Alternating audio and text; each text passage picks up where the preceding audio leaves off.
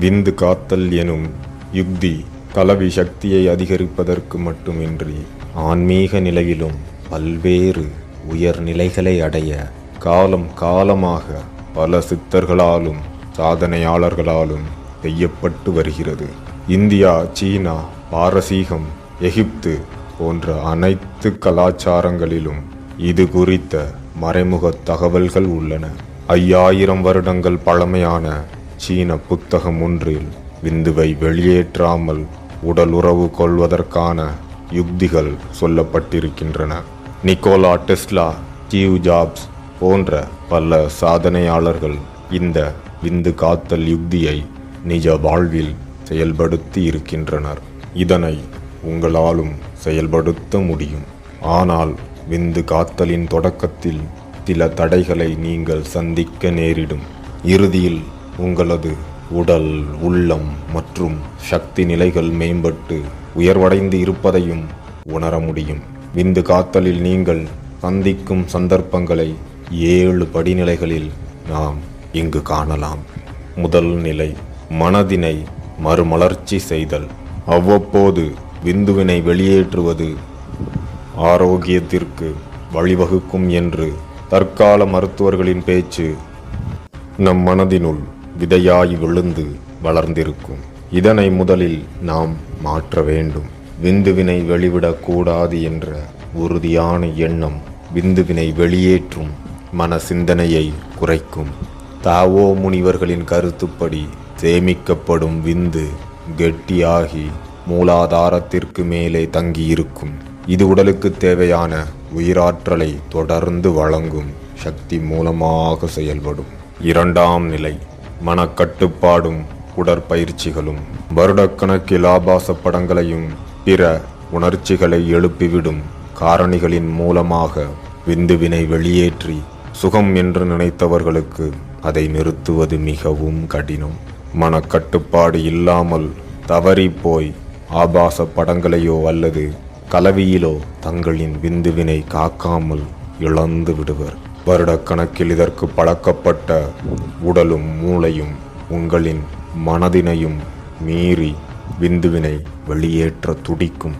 ஏனென்றால் விந்து வெளியேற்றத்தால் மூளையில் சுரந்த டோபமைன் மற்றும் நியூரோபினெஃப்ரின் நொதிகள் உங்களுக்கு தற்காத்து கொள்ள சண்டையிடும் அல்லது ஓடிவிடும் மனநிலையைத்தான் உண்டாக்கி வைத்திருக்கும்.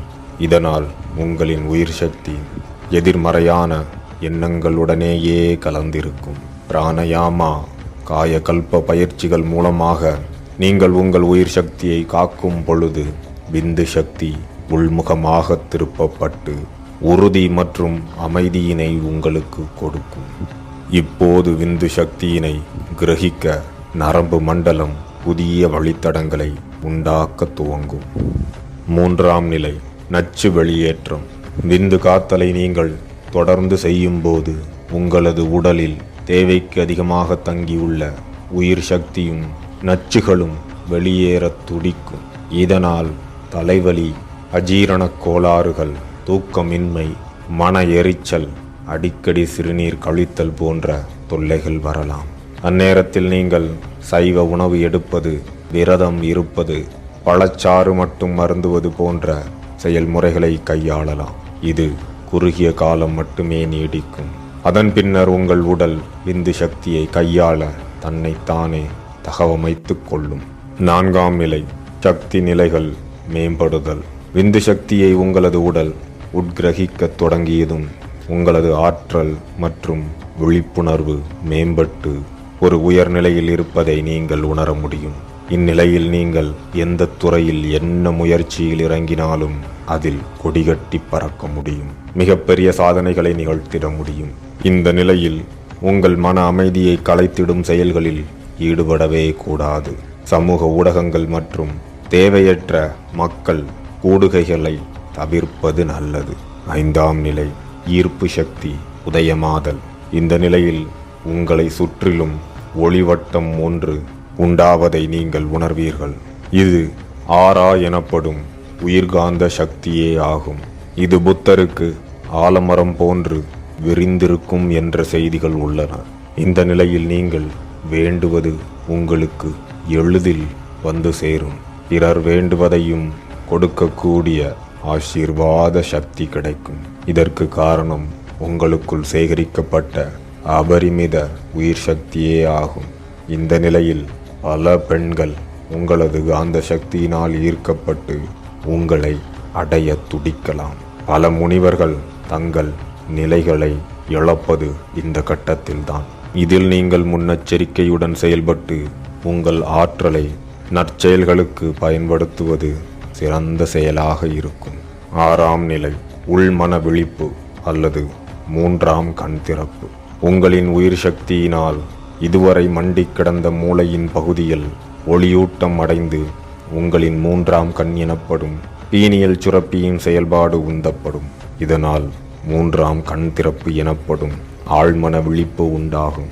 இதனால் பிரபஞ்சத்தில் நடந்தேறிய நிகழ்வுகள், நடக்கப் போகும் நிகழ்வுகள் உங்களுக்கு காட்சியாக தோன்றலாம்.